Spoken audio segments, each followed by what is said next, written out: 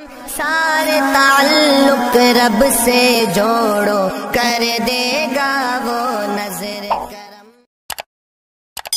آقا علیہ الصلوۃ والسلام نے اس کی فضیلت اور اس کی حقیقت کی طرف روشنی ڈالتے ہوئے دو روایتیں آپ نے ارشاد فرمائی۔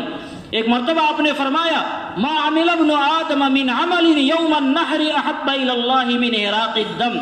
جب یوم الاضحیٰ آ جائے تو یوم الاضحیٰ کے دن انسان کا کوئی بھی عمل اللہ رب العزت کے یہاں اتنا مقبول اور پسندیدہ نہیں ہے جتنا مقبول اور پسندیدہ عمل اللہ کے راہ میں جانوروں کو قربان کرنا ہے۔ یہ عمل اللہ کے یہاں اتنا مقبول ہے، اتنا پسندیدہ ہے، ایسا محبوب ہے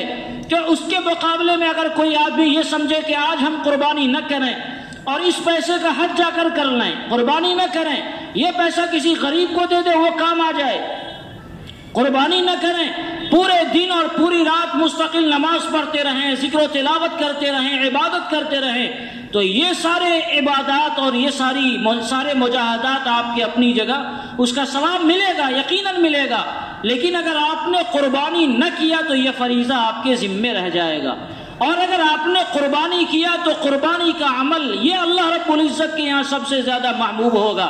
ایک آدمی روزانہ نوافل خوب پڑھتا تھا لیکن آج قربانی کی وجہ سے نوافل اس کا ناغہ ہو رہا ہے۔ نبی پاک صلی اللہ علیہ وسلم کا فرمان ہے کہ اس کے لیے آج کے دن میں قربانی کے عمل کو کرنا یہ زیادہ محبوب ہے، اگر نوافل کا نقصان ہو رہا ہے تو ہونے دیا جائے۔ یہ قربانی زیادہ بہتر عمل ہے۔ ما عمل ابن آدم من عمل یوم النحر احب الی